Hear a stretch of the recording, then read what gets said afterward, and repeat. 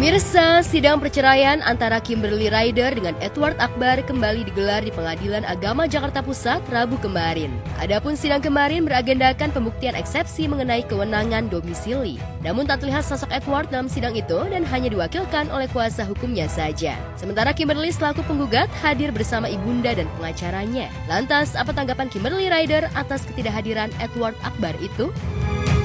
Muaknya cukup panas. Soal kenapa lapor polisi? Baca nggak sih lo?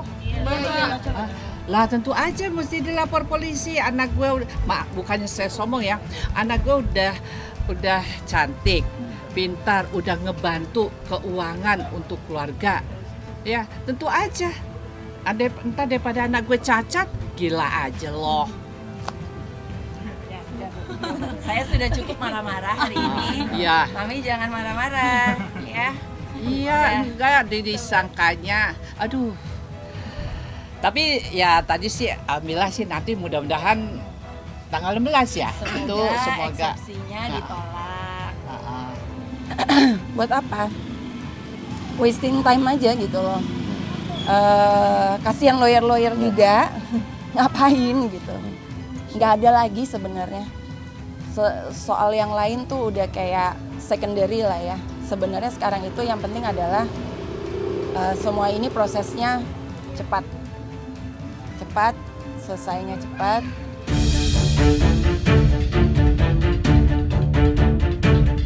Sementara itu, di sisi lain, pihak Edward Akbar keberatan dengan tempat persidangan yang digelar di Pengadilan Agama Jakarta Pusat dan seharusnya Pengadilan Agama Jakarta Selatanlah yang berwenang mengadili gugatan cerai tersebut sebagaimana domisili Kimberly dan Edward tinggal. Hal itu sesuai dengan prosedur dalam mengajukan perceraian. Apabila penggugat yang keluar terlebih dahulu dari kediaman, maka harus diajukan tempat tinggal dari tergugat. Lantas, apa tanggapan pihak Kimberly Ryder atas dalil yang diajukan pihak Edward Akbar itu?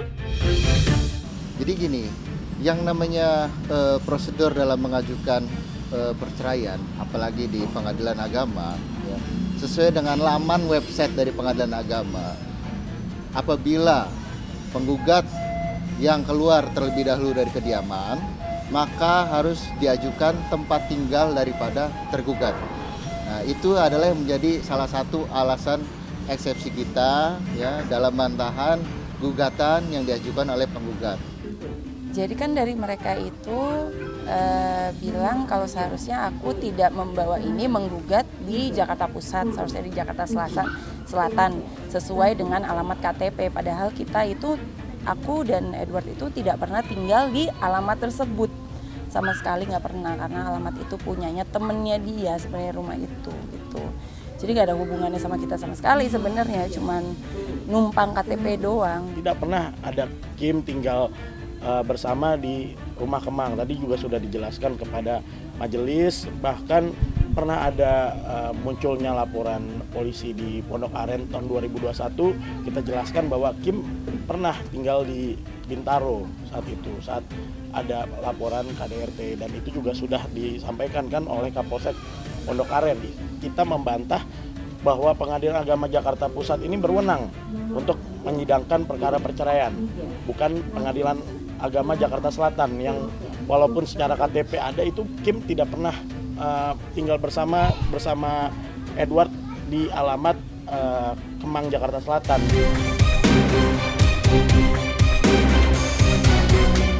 Kimberly mengaku sangat kecewa dan marah dengan eksepsi yang diajukan oleh Edward karena membuat proses perceraiannya menjadi lama, mengingat Kimberly juga sudah ditalak 3 oleh Edward. Kita pun juga kayak dibikin makin lama makin ribet aja gitu loh, padahal unnecessary banget. Seharusnya ya udah dia udah talak 3 aku pun sudah tidak mau balik sama dia, ya udah di move on aja gitu loh, dilanjutin supaya semuanya cepat selesai, supaya aku bisa kerja, dia pun juga bisa kerja. Maka tadi saya bilang, lo mau cari kedamaian apa mau cari permusuhan gitu. Kita ya apalagi lo kan udah punya anak 2 ya. Kalau lo mau cari permusuhan, lo menjelekkan anak saya, yang jelekin siapa? Lo udah nyiksain anak saya udah bersyukur dia dengan kesabaran dari tahun 2019 sampai sekarang Mestinya lo jangan cari masalah dong. Mestinya kita cari kekeluargaan, tapi lo mencari permusuhan, ya udah silakan.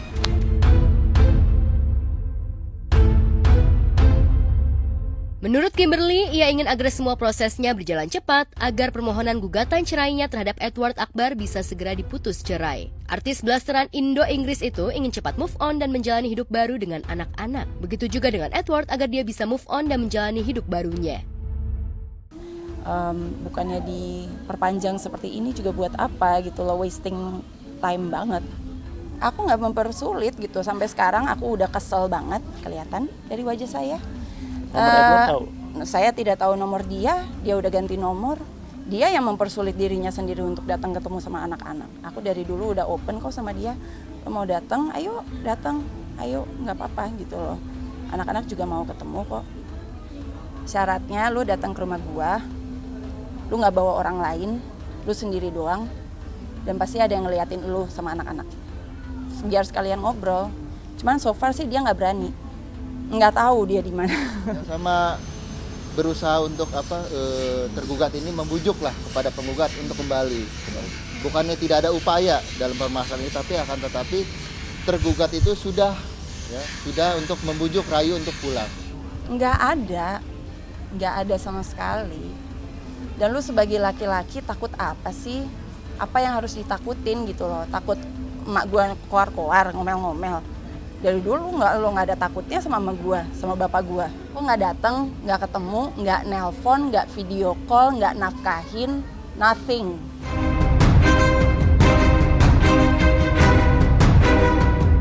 Sebagai informasi, Kimberly Ryder melayangkan gugatan cerai terhadap Edward Akbar pada 12 Juli 2024 lalu. Setelah menjalani beberapa kali sidang mediasi, Kimberly bersikeras melanjutkan perceraiannya. Cerai gitu loh, udah official, supaya ya kita sama-sama move on aja. Buat apa diperpanjang? Jadi aku juga udah bisa memulai hidup baru dengan anak-anak, dia pun juga bisa memulai hidup baru.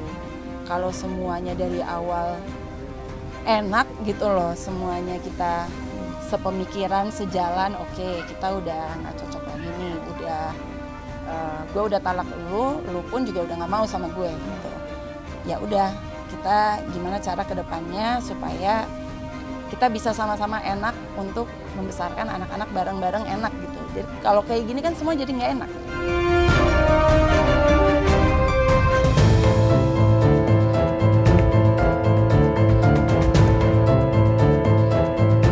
Sementara di lain peristiwa, cerita sedih dibagikan Ronald Surapraja yang berbagi cerita mengenai kondisi hubungannya dengan anak-anaknya yang kini terhalang jarak usai bercerai dengan mantan istrinya, Seruni Purnamasari, 23 Juni 2023 lalu. Yang menyedihkan, bahkan ia sudah hampir 3 tahun tidak bertemu dengan para buah hatinya itu. Curahan kesedihan hati Ronald itu terungkap saat menjadi bintang tamu di acara Bincang Bersama Mary Riana belum lama ini. Hampir 3 tahun saya tidak ketemu anak. Wah, berat sekali dan tidak ada akses untuk bertemu. Dengan segala pengondisiannya saya nggak punya akses. Minta backupnya ke siapa? Ya ke langit lagi. Ya Allah, aku udah berusaha dan masih berusaha. Tapi ini udah di luar kuasaku. Aku susah ketemu anak-anak. Titip ya, engkau sebaik-baiknya penjaga. Engkau sebaik-baiknya pelindung. Tolong jaga anak-anakku. Lahir batinnya, mental spiritualnya, jasmani rohaninya, jiwa dan raganya, bersihkan hati dan pikirannya, dan Allah kumohon pertemukanlah kami kembali, bersatukanlah kami kembali.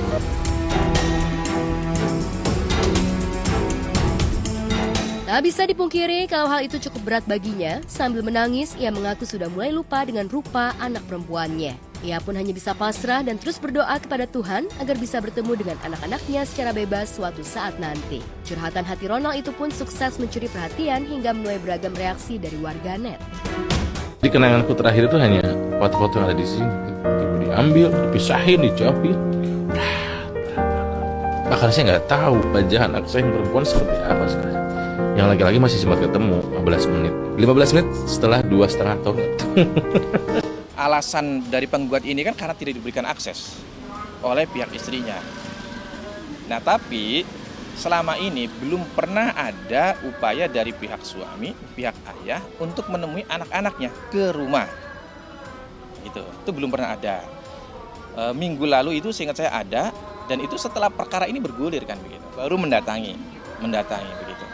Dan kemudian anak yang pertama ditanyakan bersedia atau tidak untuk bertemu, dan kemudian tidak bersedia.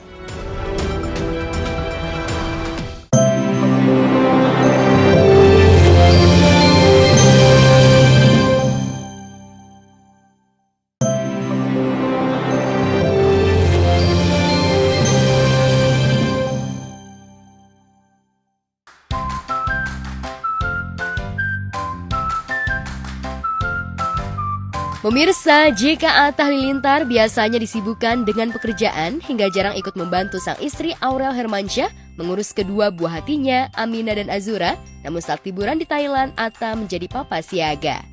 Meski ada babysitter yang ikut menjaga kedua putrinya, namun Atta tetap terjun langsung mengurus Amina dan Azura. Apalagi saat tiba di Thailand, kedua putrinya sempat sakit, bahkan Amina tak nafsu makan, hingga membuat Atta turun langsung menyuapin Amina agar putrinya mau makan. Pintar, gokil guys, ini alhamdulillah udah 2 suap. Main jam-jam lagi ya kan? Iya. Oh iya nasinya, masya Allah.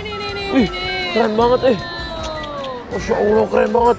Wih, masya Allah, akhirnya setelah 1 jam akhirnya 2 suap masuk. Ya, selama berada di Thailand, Atta memanfaatkan waktu untuk quality time bareng keluarga.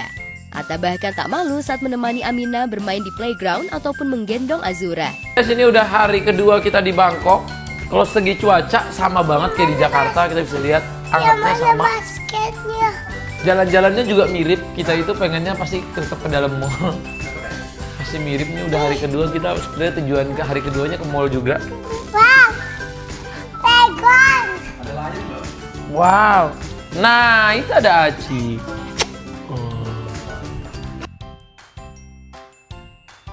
Usai puas bermain, Atta mengajak Amina dan Azura serta Mama Nur mencoba kendaraan khas Thailand yakni tuk-tuk.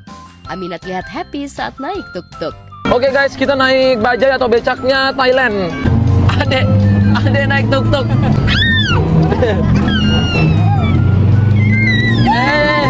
Jangan dijaga. Liburan kali ini memang terasa seru lantaran Ashanti dan anak Hermansyah serta Arsy dan Arsya juga ikut. Kehebohan pun terjadi saat mereka berbelanja. Yang bikin heboh saat Amina ingin mentraktir Aurel dan Arsy berbelanja di salah satu mall terbesar di Thailand. Iya, aku udah ngambil 2. Yang krim carbonara sudah iya. Yakisoba apa nih? Udah beres nih, Mam. Cari mobil. Sulit ya. Ini udah beres, Mam. Kita udah selesai, guys. Sekarang kita langsung mau going back home, tapi kita harus mencari where to? Tempat kita biasa kan? Tak hanya berbelanja, Atta Family dan The Hermansyah tak melewatkan kulineran khas Thailand. Dan yang tak dilewatkan adalah mencicipi roti milk bun yang sempat viral di Indonesia. Ini kita langsung nyobain milk bun yang viral di Jakarta. Mau adek? Suka dia guys. Kalau kakak cobain apa, Kak? Apa tuh bilang?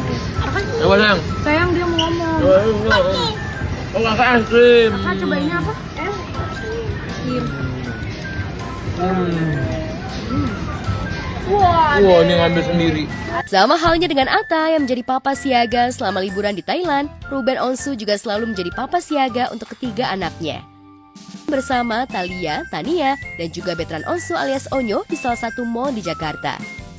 Ruben dan ketiga anaknya terlihat happy saat makan bersama meski tanpa didampingi Bunda Sarwenda. Usai makan bersama, Ruben pun menemani Thalia dan Tania bermain di playground. Ruben pun terlihat happy bahkan saat ditantang kedua putrinya untuk ikut bermain. Nya itu sudah anak-anak yang tentukan, mereka udah ngerti nama mall, mereka udah ngerti tempat-tempatnya. Gitu, kecuali kalau ada tempat baru ya baru aku tentuin gitu. Bagaimana saya melawan rasa itu kan? Saya melawan rasa itu dan berusaha tidak terjadi apa-apa, bermain dan tertawa. Diam itu kita sedang tidak baik-baik saja kan sebenarnya, tapi kita harus tertawa di depan dia, kita harus bercanda di depan dia gitu. Tapi nggak ngerti bagaimana rasanya kita kita melewati itu tuh nggak gampang kan. Tak hanya ikut bermain, Ruben pun juga menuruti kemauan Thalia dan Tania beli tas dan mainan yang mereka sukai. Bersyukur sekali ya, itu tidak menjadi konflik di antara saya dengan Sarwenda ya. Nggak ada yang namanya pembatasan waktu ya, tapi ya memang udah waktunya pulang ya harus pulang ya, karena besoknya mereka bersekolah. Pergi ke tempat wisata dari subuh bahkan. Saya jemput anak-anak jam 5, berangkat biar nggak kena macet di puncaknya. Ya kan sampai sana, dari subuh bahkan. Jadi memang saya ataupun Sarwenda ya, mau Sarwenda bawa anak-anak kemana, saya yakin itu yang terbaik. Yang penting ini saya percayakan anak-anak ke tangan kamu, ya kamu jaga dengan baik. Gitu, anak-anak ini masih ada ayahnya, apapun itu diskusi ke ayahnya.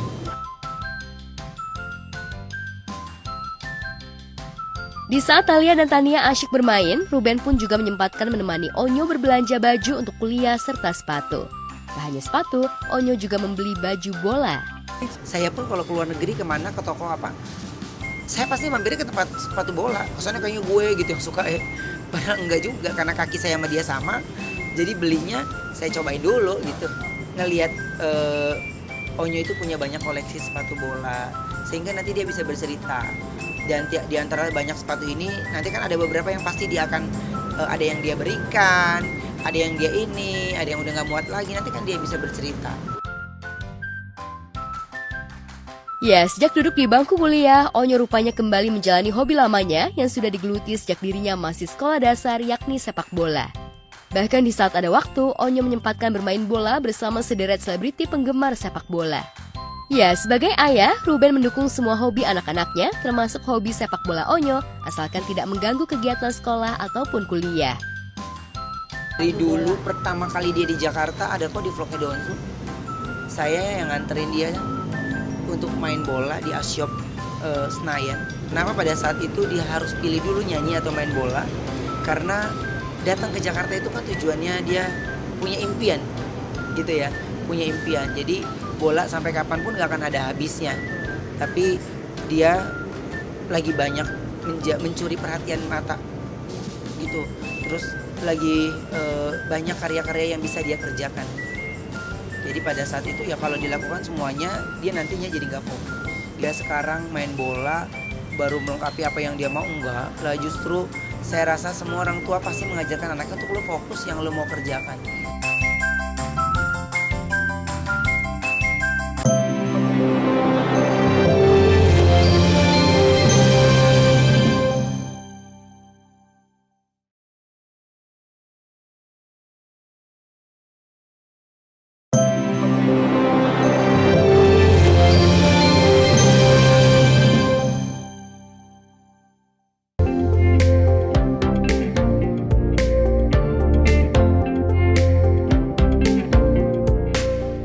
Pemirsa, sejak kemunculannya dengan Boy William jadi sorotan lagi, netizen makin gencar berharap Ayu Ting Ting kembali ke pelukan Boy William.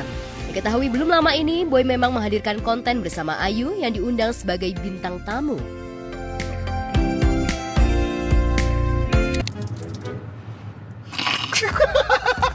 Ayu Ting Ting di Boy Muzair, henangan mengenang paduli pak banding zer. Apa aku tiba-tiba taunya hanya di berita? Tahu di berita aku selesai atau tunangan? Kok aku nggak dikasih tahu di awal? Jadi gini, aku mau tahu doang kenapa gitu. Aku tiba-tiba kaget kayak netizen lain. Aku sebenarnya aku tuh karena aku tuh udah punya trauma yang sebelumnya kan. Aku nggak pengen gembar-gembor, ngerti nggak? Kita setiap hari bareng. Iya. Di beritanya kita semua. Iya. Terus kita ada kamu project. marah maksudnya? Aku ada project bareng. Aku kaget. Kayak,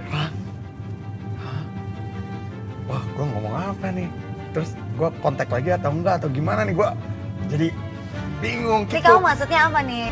Tadi tuh pengen kayak yang diem gitu, maksud tuh kayak ya udahlah nanti aja pas hari H, ketika hari H menikah, baru aku kasih tahu.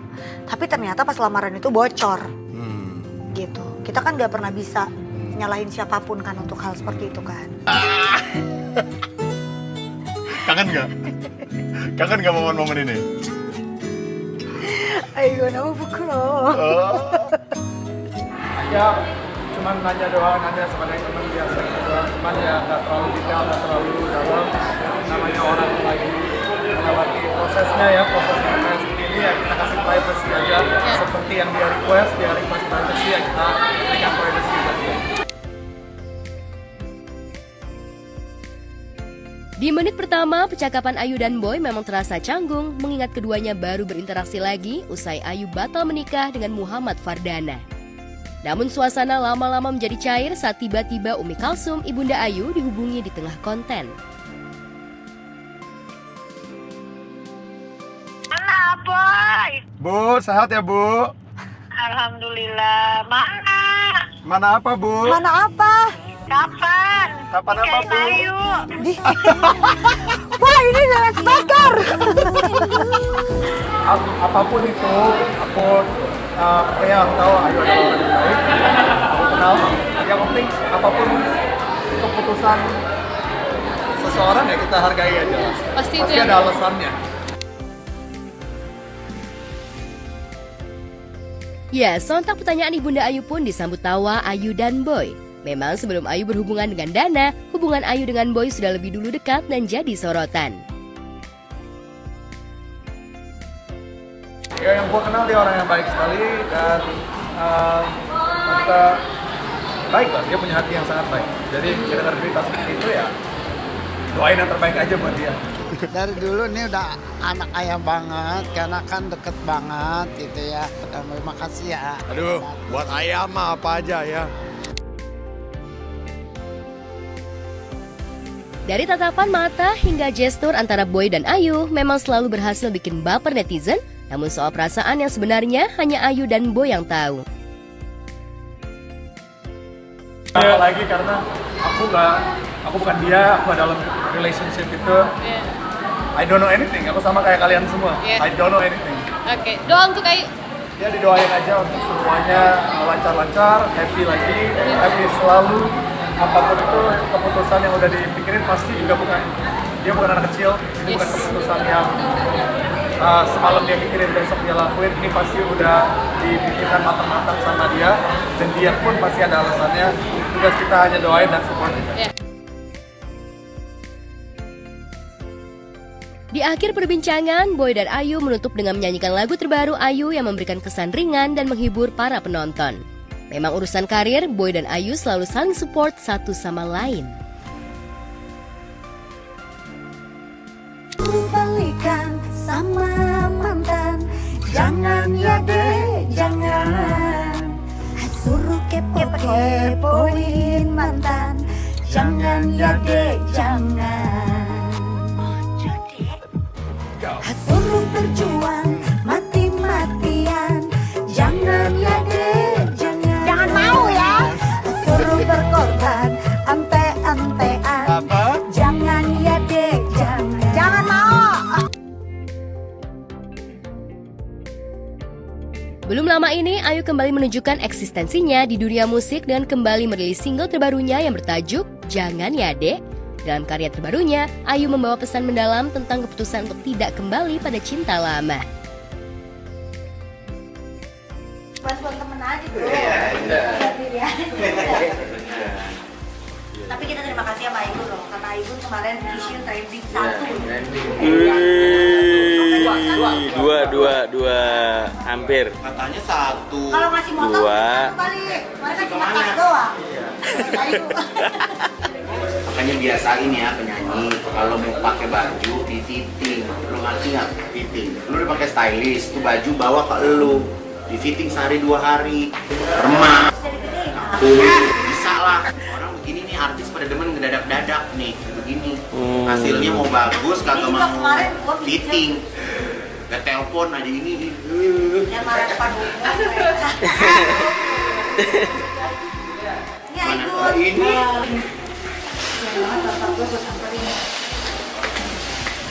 Jangan kayak gitu, kesannya kayak orang pengen izin nonton syuting, boleh gak sih?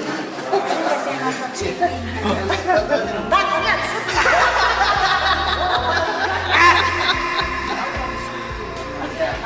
Bapak gue gini posisinya nih, siap banget. Kalau seandainya tadi ada kamera, disimpan muka dia melas banget ini. Gimana ya tadi? Kayak ngeliatin orang di set gitu. Boleh nggak sih gue nonton syuting ini? Siap banget bapak gue.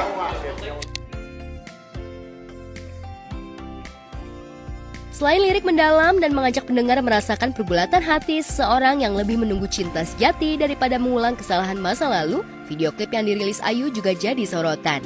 Di single terbarunya kali ini, Ayu mengajak sejumlah sahabat selebritinya seperti Ruben Onsu, Ivan Gunawan, Kiki Saputri, Wendy Cagur, Vega Darwanti, Iis Dahlia, hingga King Nasar sebagai model video klipnya.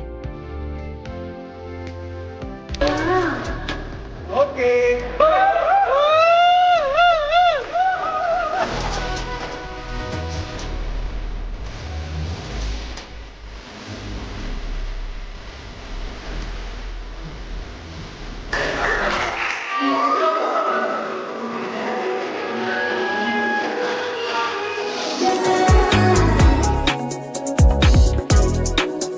Kita semuanya masing-masing saling bantu dalam kemaslahatan, kebaikan. Ada scene renang tapi. Ada scene renang. Percayalah, kasih ulama Rasul. Iluan tali.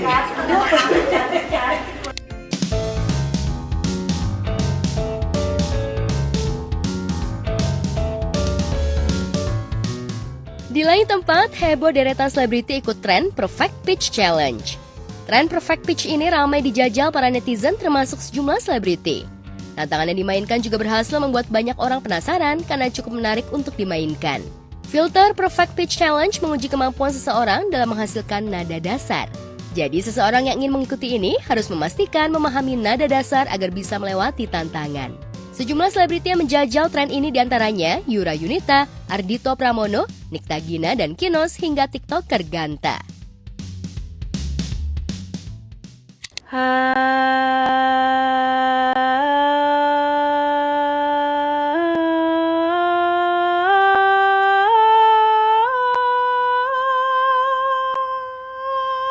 Do,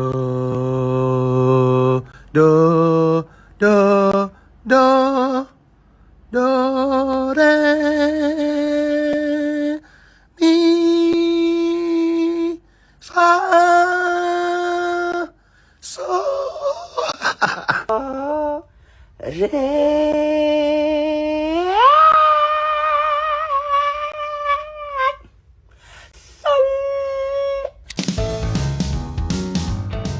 Namun dari sekian banyak selebriti yang mengikuti challenge Perfect Pitch, Ibunda Kola salah satu yang paling banyak menarik perhatian dan berhasil bikin netizen tertawa. Re, mi, mi, mi, mi.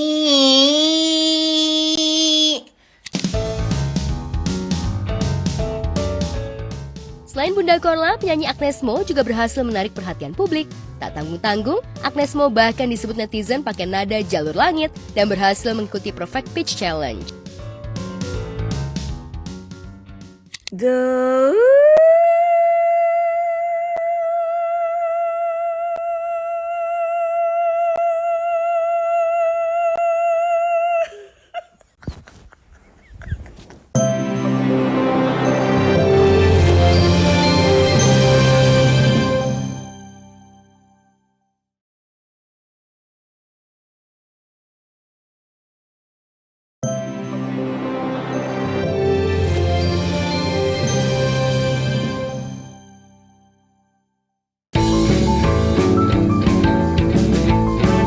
Tak mau ketinggalan, sejumlah pemain sinetron Cinta Yasmin juga ikut larut dalam tren Perfect Pitch Challenge.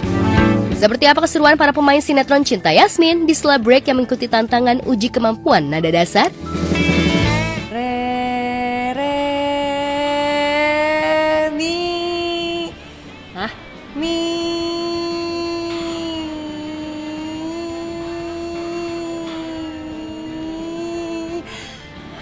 Wah, ngajakin berantem.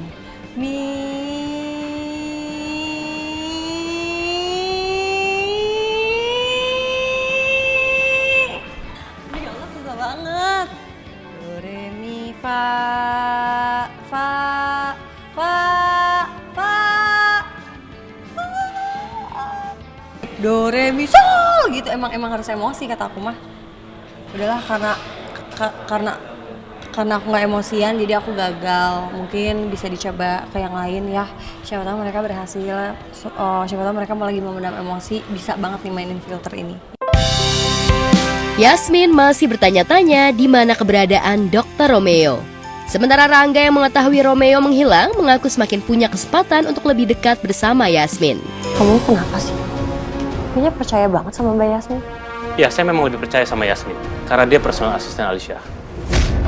Ceritanya kan ini kan Romeo kan belum ditemukan ya, ceritanya belum ditemukan. Terus juga kalau untuk Pras dan juga Ajeng itu masih tanda tanya, Romeo itu masih hidup atau udah mati. Ya, sejak menghilang akibat insiden kecelakaan, sesungguhnya Dr. Romeo sudah pulih setelah ditolong warga dan sahabatnya. Namun ia belum berani menunjukkan diri karena beberapa orang-orang suruhan Pras tengah mencarinya untuk menghabisinya. Tapi meski berusaha menghilang dari peredaran, Romeo nyatanya tak bisa membendung rasa rindu. Aku udah dengerin voice note dari kamu. Ternyata itu ungkapan yang mau kamu sampaikan sama aku di Paralayang. Semoga kamu tahu dong, kalau aku juga punya perasaan yang sama sama kamu. Dan itu juga udah aku pendam sejak lama. Di tengah kerinduan itu, Romeo punya akal menggantikan peran petugas badut yang akan menghibur anak-anak. Di sepanjang acara, sambil menghibur anak-anak, Romeo terus memperhatikan kekasihnya Yasmin. Tapi makasih ya udah nemenin dan nganterin Kayla ke sini. Sama-sama, Pak. Berani untuk muncul ke Yasmin dan yang lain-lainnya karena Romeo sendiri nyawanya sangat terancam oleh Ajeng dan juga Pras gitu loh. Nyebarin anak buah apapun, terus dia nyebarin sayembara dengan hadiah siapapun yang menemukan atau ketemu informasinya dikasih 1 miliar, siapapun itu. Sementara Yasmin juga mulai risih karena sosok badut yang sejatinya menghibur anak-anak justru terus memperhatikannya.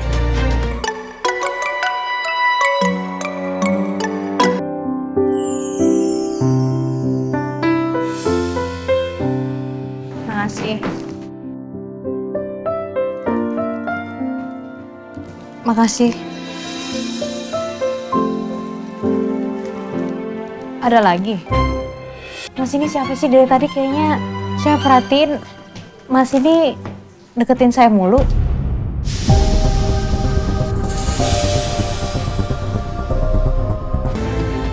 Dan nyaris saja Yasmin membuka topeng badut yang dikenakan Romeo. Bener deh Mas, Mas ini ada apa ya sama saya dari tadi? Malah kok ngedeketin saya mulu, harusnya Mas kan harus bikin anak-anak happy. Saya buka ya. Aduh, gawat. Yasmin maksa mau buka kepalanya.